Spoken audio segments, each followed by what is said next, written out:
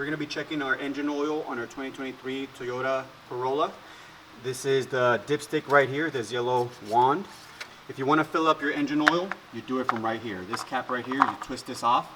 All you have to do is make sure the car is on a level surface.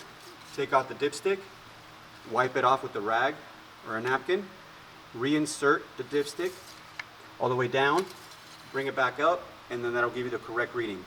As you can see here, we're right at the max line. There's two little dots. The bottom one is the minimum, the top one is the max. You definitely don't want to go past the max too much because it'll cause an over-oiling issue. If you are below the minimum line, and let's just say you're about half a quart will take to get you all the way to the top. Okay, so it's about half a quart increments that you need to fill it up. So just start off with like a half a quart and then recheck it. And that's all you have to do to check your engine oil.